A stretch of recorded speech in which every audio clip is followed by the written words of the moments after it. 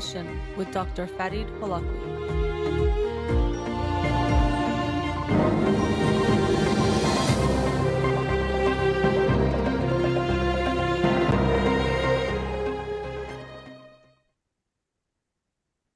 Good evening. Welcome to In Session. I'm your host, Dr. Farid Holakouee, and I'll be with you for the next hour here on Radio Hamra.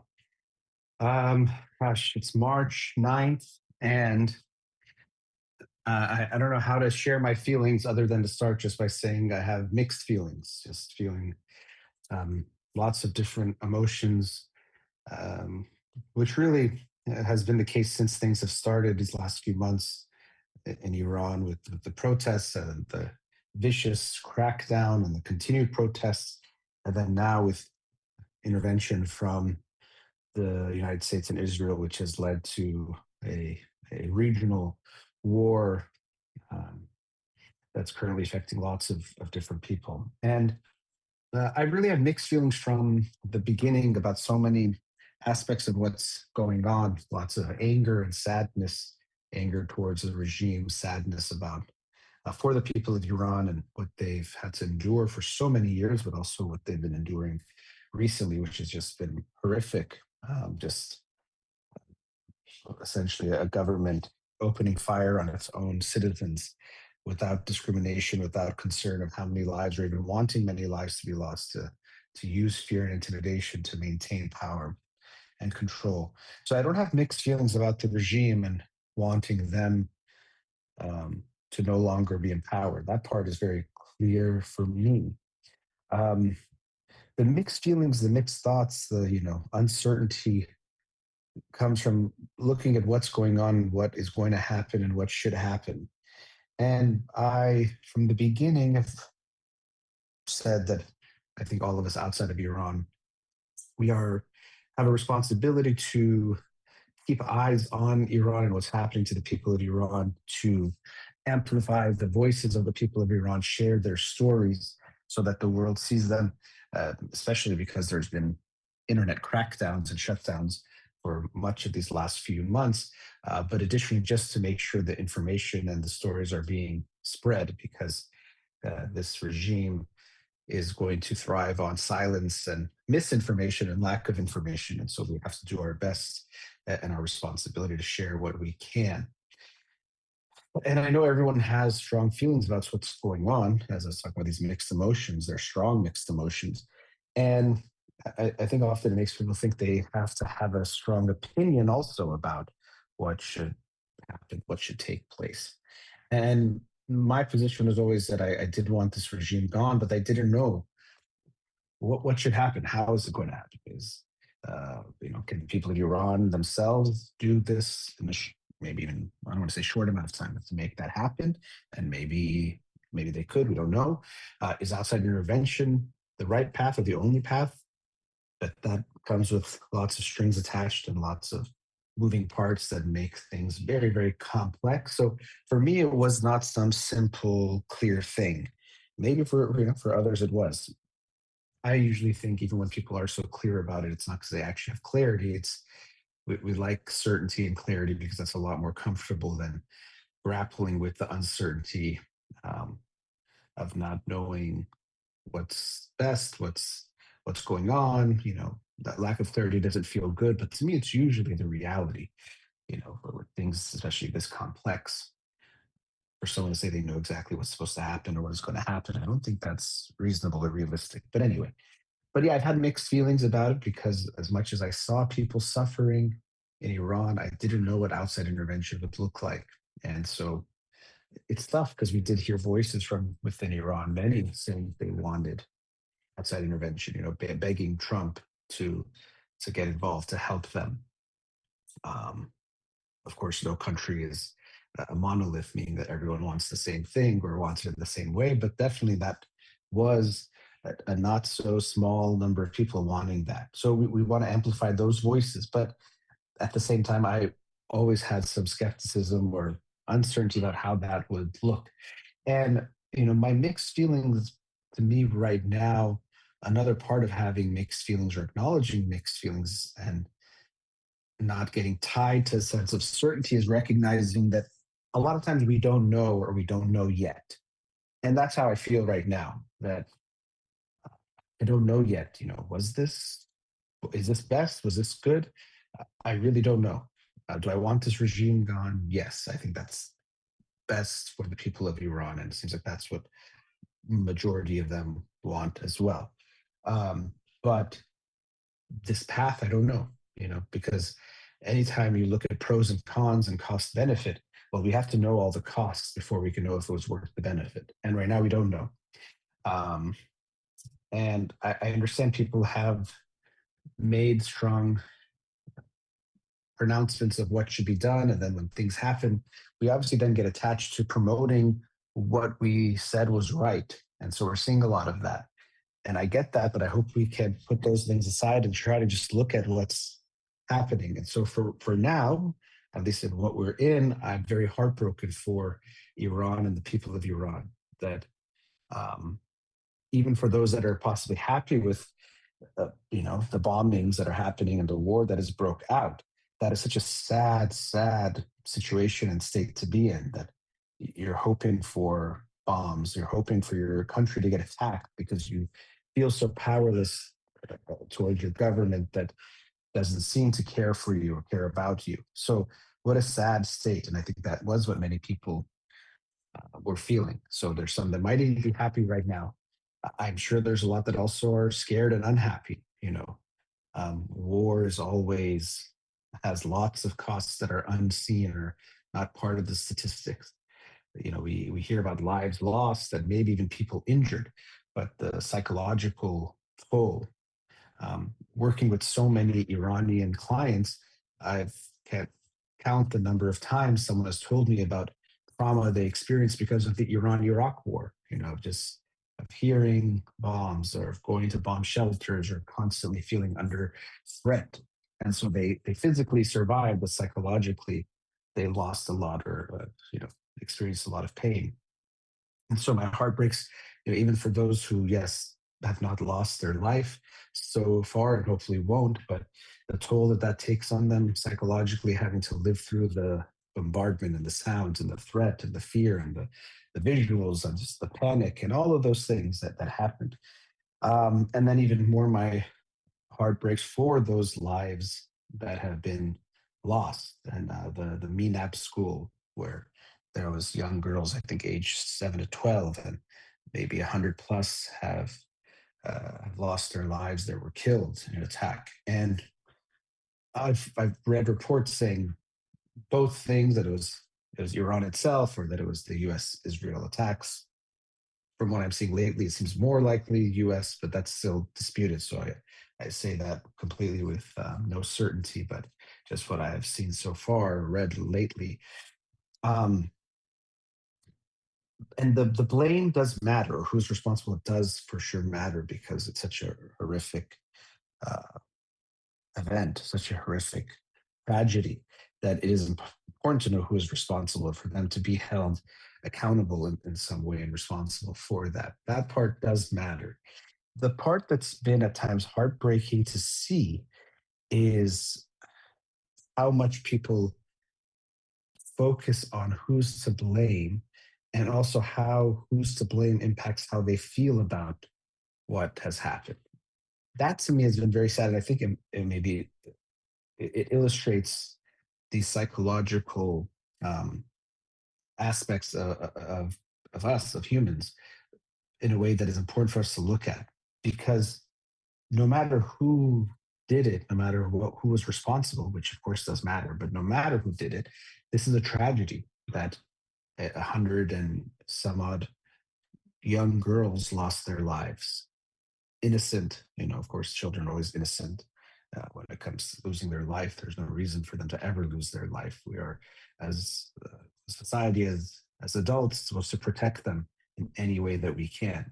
Not just protect them from death, absolutely, but even to make their lives better and to make sure they're not suffering. And so this is a tragedy no matter what, no matter whose bomb it was, no matter who was responsible for it. I think every human being should be very heartbroken and saddened by this news and this occurrence. But I see so many people talking about it in posts that seem to think that the lens is important. That if I was pro intervention and this turned out to be a US bomb, then we should say that, well, maybe it's worth it. Maybe this is just the cost of war.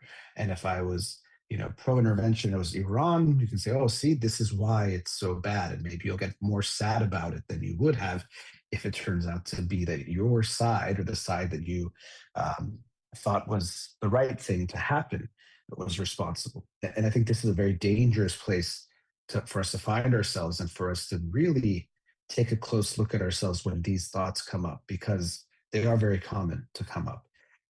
You don't want to be the kind of person that has to know what caused a child's death to then realize how much you care about it or how sad you are about it. The tragedy of it is just the event itself. It's tragic. It's horrible. And that's made me sad to see this. When I first heard the news, I was so saddened. And I can't say I didn't think about or care who was responsible. So I'm not saying you're telling you I'm living this perfectly moral life and my thinking is always so clear and thinks about only the right things. I'm definitely can fall prey to all of these things and do. Um, but yeah, then seeing the reports and seeing how many people, we're talking about who was responsible.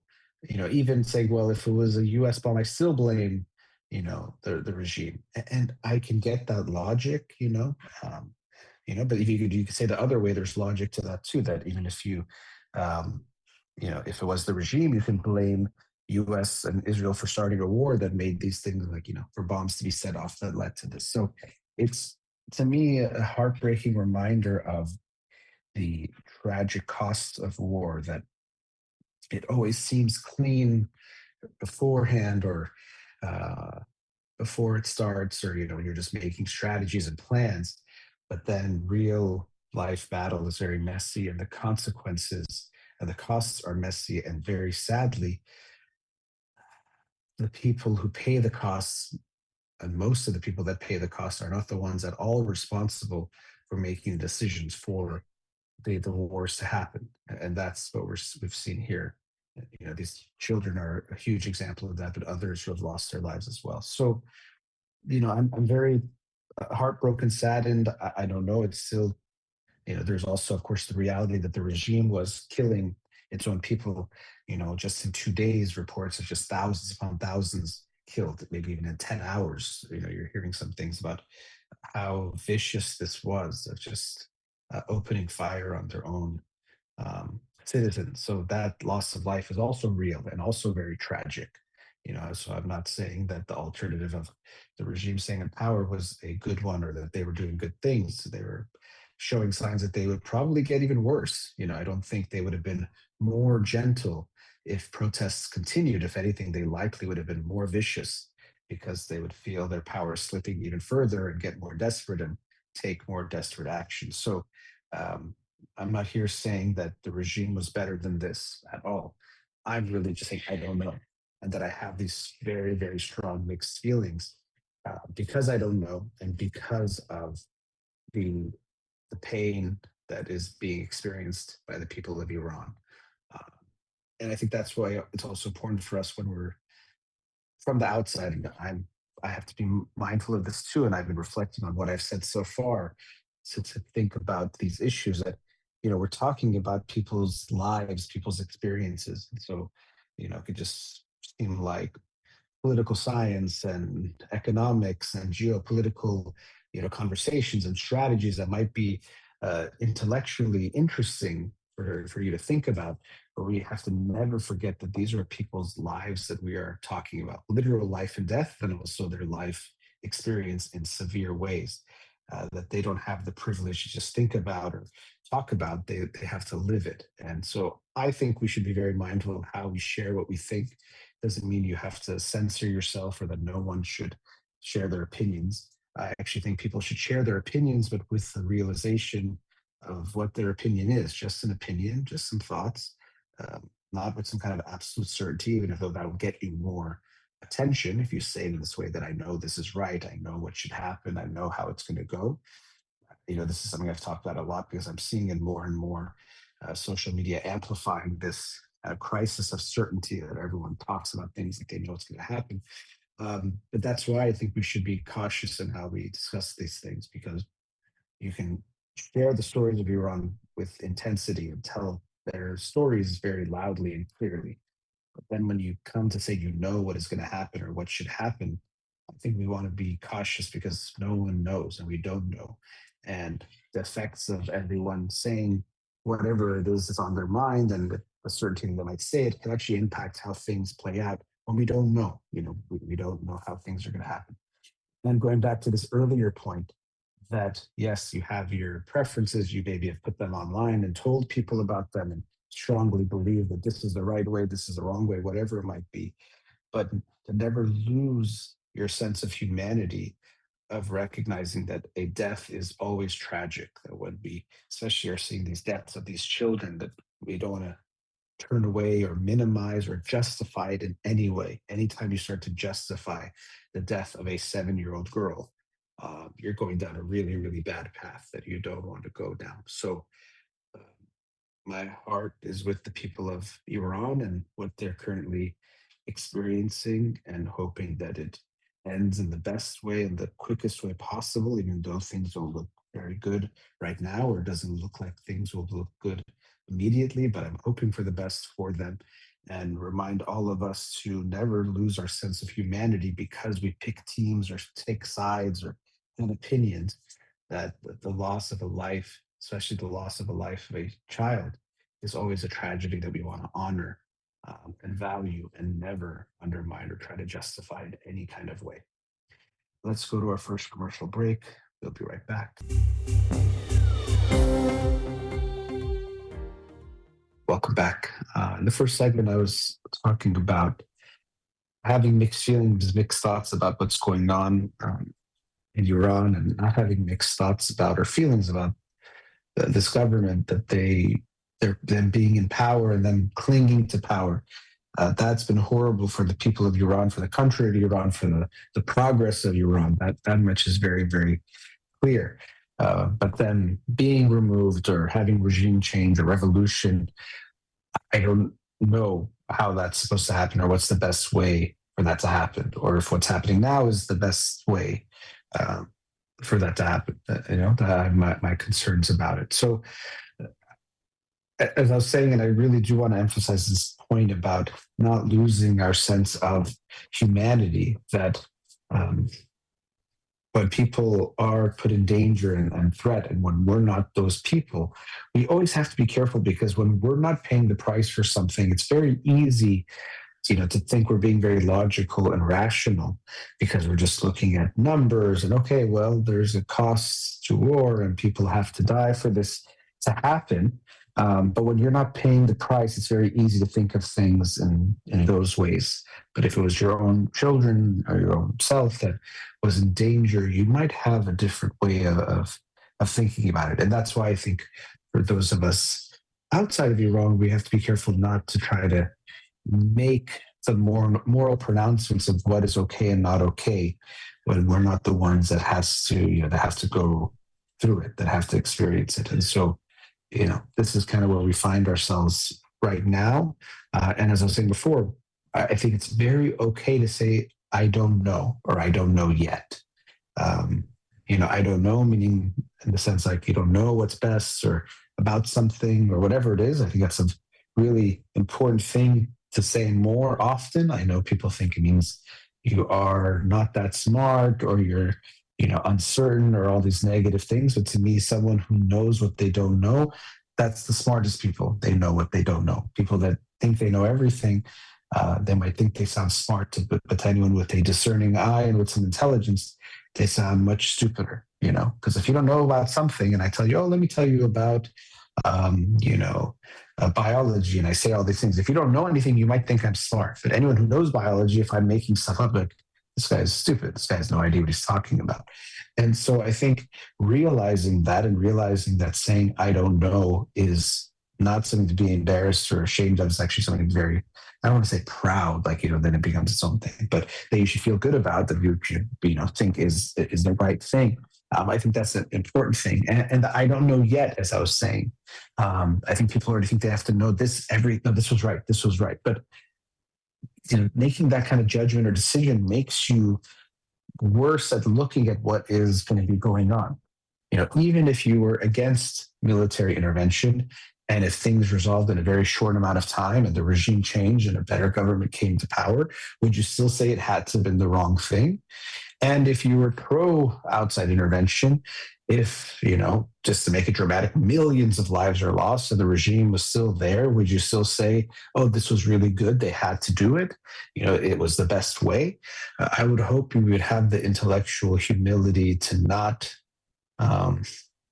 think in those ways or to say those things. But we know that we unfortunately could be very good at justifying whatever we want to justify, and making whatever we want to be true or be the right thing be supported by however we think about it.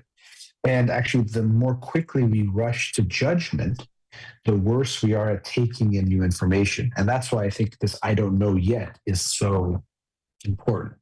Again, you can feel your values you should know about, or what do you think is right or wrong in a certain way, that I can understand. But about, let's say, what's going on right now in Iran, to say, I think it's too soon to say. As I said, doesn't mean what the people are going through is not horrific right now. And, if they're, I can't speak for them, so maybe they say they do know. But especially for those of us outside to say we already know if this was a good idea, I think you can't, to me, you can't say. And someone saying they know for sure, it means more they're attached to something more than they actually know, that they want it to be true because they maybe said it to be true. Even, they've looked at research in lots of different fields, including psychology and psychiatry, that the sooner the clinician already thinks they have the diagnosis, the worse they are than taking in the new information, especially new information that might contradict that. We talk about like a confirmation bias. So, if you say, oh, okay, this is definitely classic depression, and then some other symptoms come up that might actually suggest it could be something else, or that depression might not be what's going on, unfortunately, you're more likely to cling on to that judgment because you've made this decision and now you want it to be right. And now you're going to be worse at taking on new information. So you can now make a better assessment, a better diagnosis. And we do that also with these kinds of, global issues, political issues, that we want to be right so bad. And if we've made a decision, especially if we've been public about it, and especially if we've kind of tied, our identity to it in some way, or, who we are, or we've been so loud and proud about it, then unfortunately, you're not going to be good at assessing what comes next. So if you tell me I was 100% against intervention, or I was 100% for intervention, foreign intervention, that would tell me that more than likely you're going to be not so good at evaluating what's going on and what happens, and giving a good assessment of that, because you're going to be very attached to this notion of being right rather than seeing what is right, or what is the reality of what has happened. So I think it's very okay to say you don't know. I think everyone is hoping for the best. Some people might have their own intentions that aren't good, but that's, the minority. I think most people will want what's best for the people and the people of Iran, however they see that. But to say that that what is going on is definitely what is best for them, to me, it doesn't make sense. Or I can't say that, I can get that you might still feel like it's right, or you can still lean in one direction. I can get that. You don't have to have like zero opinion at all. But having a certainty about it, to me, would seem, I don't know how you can arrive at that realistically, to say that everything has been worth it, or this has to be worth it. We don't know how it's going to play out. Again, if it goes really well or it goes really poorly, that has to impact what you think of it. You can't just say, no matter what, this is okay.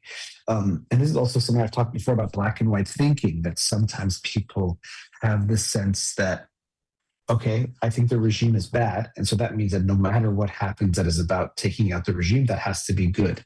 But that's not how these things work, Even you see this, like I see this in America, where someone gets shot by the police, and the people say, well, they didn't listen to this thing that the police officer said, and so they get shot. And yes, maybe they did something wrong or bad, or they broke a law, but does that mean it should result in death? No.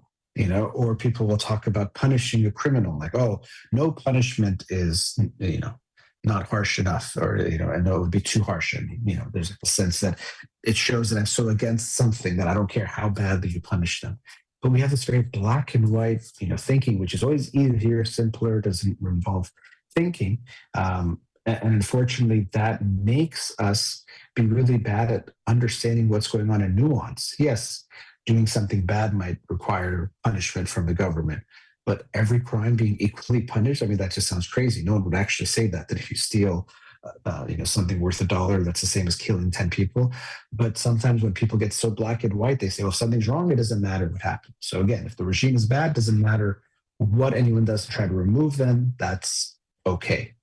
And I think this is really unfortunate that we can think in these ways. So I've seen this from the beginning of what's been happening with Iran in these few recent months, that people have had some very black and white thinking that has strongly impacted how they see things, kind of the splitting. Okay, if the US wants it, then that either tells me if I'm pro or against, or if Israel wants it, that makes me pro or against, or if it's whoever this Republicans want it or Democrats want it, that tells me what I think about this. And that's just a really weak place to be operating from. It just makes it means you don't think. You're not a thinker. You're not looking at what's going on. You're just already made a decision however long ago, and that makes all the decisions for you now. You're not looking at each situation to see what is right or wrong. I'm on this person's team, so I'm going to follow them. And this is the problem also if we follow one political party or one person, that we are just removing our own possibility and capability of thinking for ourselves. I'm not going to think. But then somehow thinking we're very smart in the process. Like, oh, no, if Trump wants this and I don't like Trump, then I have to be against this. Or if Trump wants this and I like this, then I have to think it's a good idea. But it just makes us very, very stupid in the process if we think in that way. So I think holding out judgment, holding out even a full opinion is actually a very respectable place to be, or to find ourselves. It doesn't feel good. It's a lot easier to feel certain, but for me, what's going on in Iran, I don't know. I'm very sad about what I see, and seeing destruction and death, and the battles that happen, and the things that people have to suffer through because of that, and people not being able to hear from their families to know if they are okay because of what's happening, and because of the internet shutdown on top of that. These are really sad things that the people of Iran are experiencing. And again, what was happening with the regime in general involved a lot of very sad things, especially in these recent months, horrible things, horrific things that they were going through, and they had, continued to be going through for 47 years, intensified in these recent months. So I don't think there's some good or easy way of looking at it, where it was, the status quo was really bad, but also what's happening now is really bad, which is why I think it remains to be seen what comes next, or how much pain and damage continues, and then also what the result will be. For me to say, definitely this was a good thing that has happened. And that's, to me, where we find ourselves, is that there is some sense of uncertainty. And I was saying that if we attach ourselves too much to one political group, one politician, one country, we make ourselves very bad purveyors of new information, or of taking things on, or of critically thinking about things. And so this is something I've talked about before, not identity politics, which is its own issue, but identify politics. How strongly we identify ourselves with a politician, a political group, a party, even a country, I think is actually costly in our ability to really understand things and look at things, because we get so attached to being right. And if our identity is so tied into that, it's not just being right, it's this feeling of life or death, or me existing or not existing, or me being good or being bad. And that's just going to make us very bad at really evaluating what is going on, and make us really bad at working with other people who are against us, who are on the opposite side, because they are a direct threat to our existence and our identity. And so it makes us horrible at collaboration and cooperation and unity, because everything becomes us versus them, me versus you, good versus bad. And I only want to be on that good side, so I won't be able to see the other side. So we have to be aware of these things. As much as it could feel good to have a team, I can get that, but being aware that being part of that team could lead to types of blinding of actually looking at what's going on.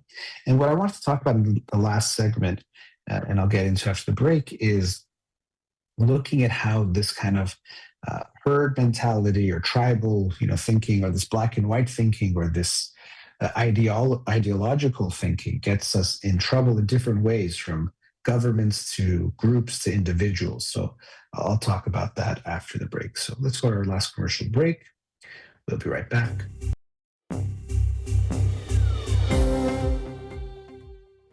Welcome back.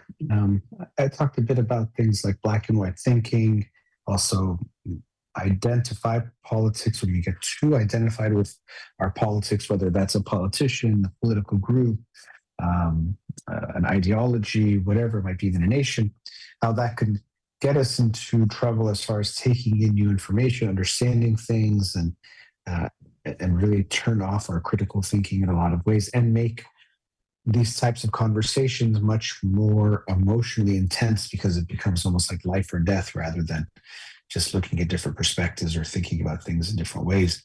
And I was mentioning before the break this thing that I want to talk about now, which is, something we've seen with the Islamic Republic of Iran. It's in the name, that many people would say is problematic, is having a theocracy, having a government that is essentially run by a religion, a religious ideology. And here in the United States, there's this huge concept of the separation of church and state, that no religious figure or religious group should impact or influence or make the decisions for the government. There should be this clear separation, distinction between the two. And so what I wanted to talk about is that I think that's important. Having a separation of church and state is very important, I think, for the functioning of any government and every government. But I also want to add that, ideologies themselves, if we think of religion, of course, it includes an ideology, a set of rules, also a set of right and wrong, a set of other things, practices and principles, and all these kinds of things that can be part of a religion. But an ideology can also serve that same function, both good and bad, which I'll talk about, and that we have to be even mindful of that. So, having an ideology, it can give us a type of framework, socialism, capitalism, whatever, kind of a lot of them are isms, but it could be any kind of ideology or mindset. It at times it has a framework, a perspective, a way of organizing information, and that can be helpful. So I'm not saying all ideology is purely a bad thing. There's so much information, so much things that we try to understand, that having frameworks can be very helpful to organize and synthesize things in ways that make sense. Or it could create kind of like driving principles that will help us, understand things or move things forward. So I think it's important to have values that are important, some basic values that needs to be there. So, you can't just function completely out of thin air. But I think when you get into ideologies, it can have some benefits. But what's important, kind of like I was saying with identify politics, so you don't want to identify too strongly with your politics.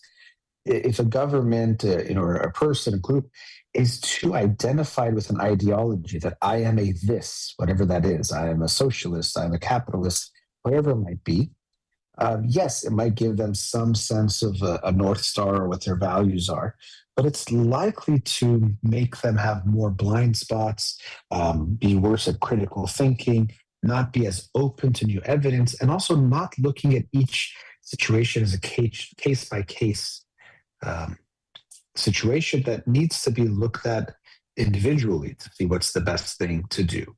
So the ideology can make this framework where it's easier. Okay, well, because we have this framework, we just input things and we have an output based on whatever that ideology is. And again, that can have some function, but it can be limited. And that's what I'm thinking about. So I think we've seen quite clearly what happens in Iran, where not that all of what they're doing is based on Islam. So it's not just Islam is the issue. I think anytime you have a religion that's running the government, it creates lots of problems from being restricted. First of all, no religion has the answers to everything, even though I know they might claim to, but I don't think that's the case, really. I think no ideology has that, which is what I'm pointing at here. So it's already going to be wrong about things, but it won't be able to fix those things. So it won't have this self-correcting principle that we have, for example, in scientific pursuits, where you have a current understanding, a current even ideology, but everything is up to question and up to being changed and updated as new information or new understandings come about. So it's already going to be wrong and have a lack of a self-correcting principle completely.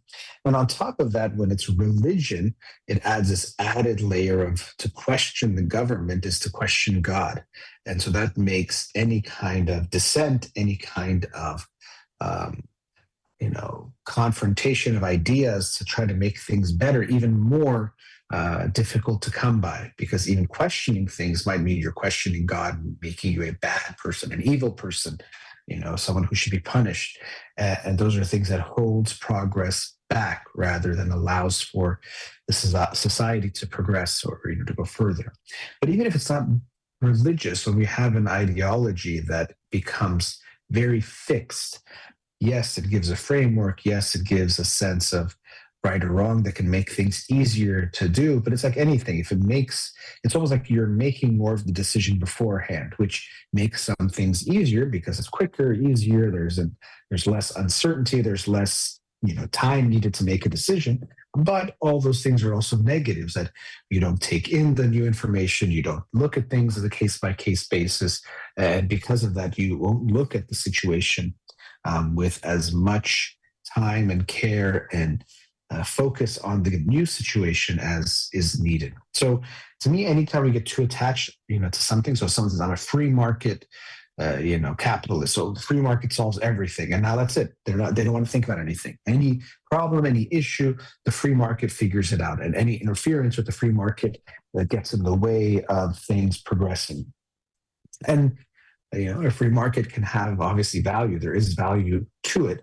But when it gets too fixed, we see that it's just, and really there is no total free market or total capitalistic country in the world because of this. It just won't work. Any kind of ideology is going to be limited when it's expressed in its extremes. And that's the problem. Even I see this in psychology. We have, Freud and Jung and different people in schools of thought, psychodynamic and CBT and, DBT or whatever, all these different acronyms, but there's all these different schools of thought or psychological perspectives. And there's always this kind of hope or thought that there's going to be one that's comprehensive, that has everything in it, that can answer every type of question, has something to contribute or some solution to every part of human experience, human psychology, psychopathology, relationships, whatever it might be. But it doesn't exist. There is no psychological framework that is comprehensive, always right, all encompassing, and can explain everything.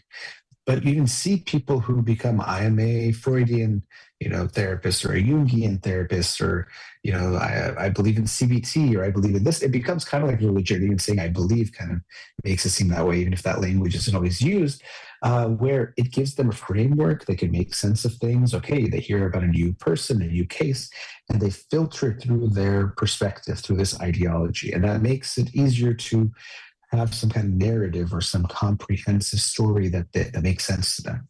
And I do get that can have value. But we also see how this leads to a rigidity that isn't good. And you'll see this for something. Okay, well, I'm looking at this through a Freudian, so this must be the id, or it has to be this, or it has to be that, or it has to be able to be explained by these concepts that he came up with. And it is very limiting, and it makes people very rigid, and just tries to, rather than letting things be what they are. You're trying to fit them or to squeeze them to fit into this box or these boxes that you have, even when they don't fit, even when that's not what they actually are. So, with everything, I understand the idea of having an ideology and a perspective that gives you.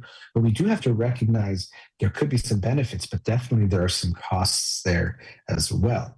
So I think when it comes to psychology, since I was just talking about that, there's some things to be learned from so many of these different um, perspectives and theories. And different ones might be more applicable in certain situations or have more value in certain situations. None of them are right all the time, every time, for all people and all things. It just doesn't exist.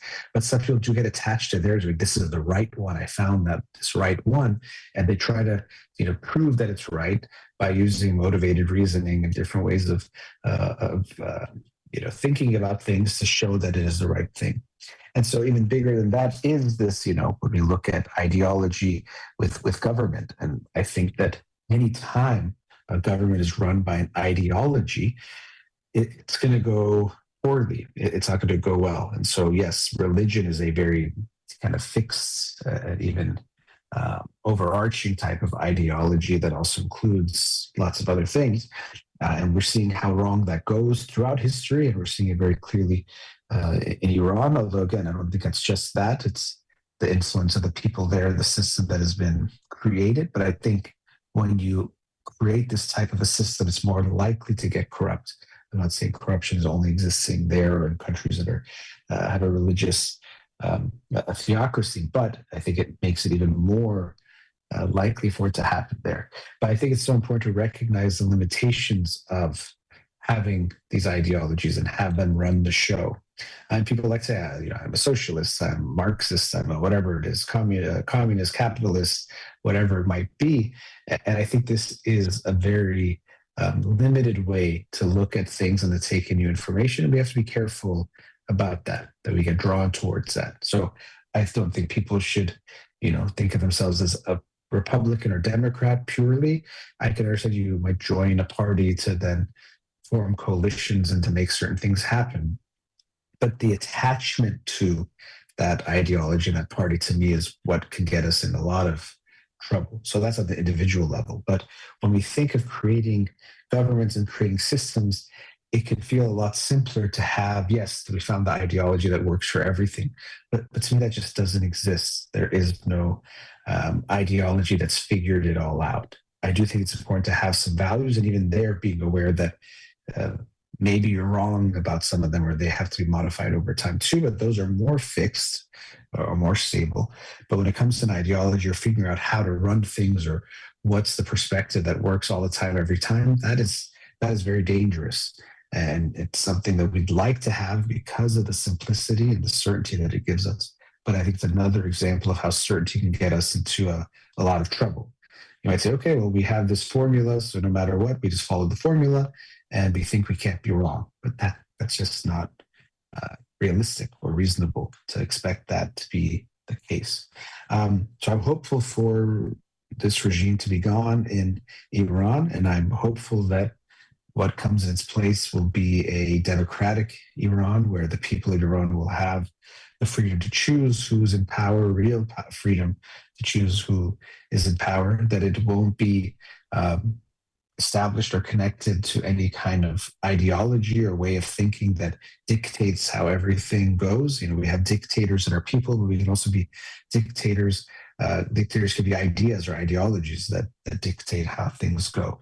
So I'm hopeful for there to be this freedom in Iran of thinking, freedom of dissent, freedom of elections, freedom from an ideology, freedom from religion, as I'd want for any nation. And I hope that is something that is soon to come and soon for those people to get to experience.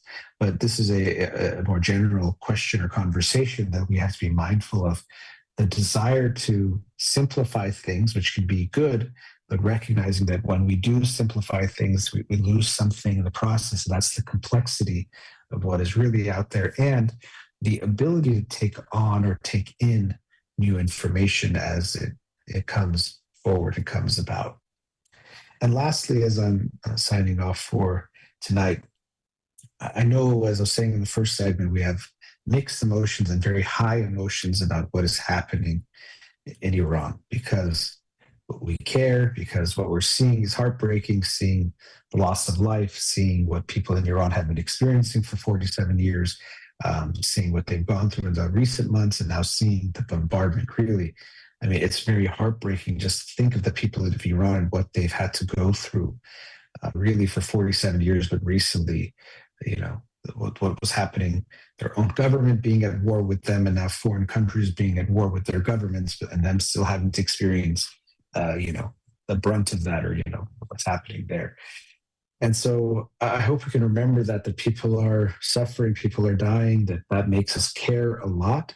And we might think we know what is best, but I hope that when we talk to one another, we can still have respect, even if we disagree. People likely want good things and want what's best for the people of Iran, but they might have different opinions, different perspectives on what that looks like or how we get there. But I hope we don't lose that sense of our shared humanity. As I said before, that we don't lose that sense of caring about every life that's lost, every life that is affected in what is going on, that it has value, that nothing can make that not matter or make it that we can just sweep it under the rug. All of those things will always matter. And so, again, thinking of the people of Iran and wishing for the best for them. They've had to endure way too much suffering and pain, and I'm hopeful that that pain will soon come to an end. Okay, that brings us to the end of tonight's show. A big thank you to Farid in the studio. You've been listening to In Session with Dr. Farid Holakouee, Free Iran.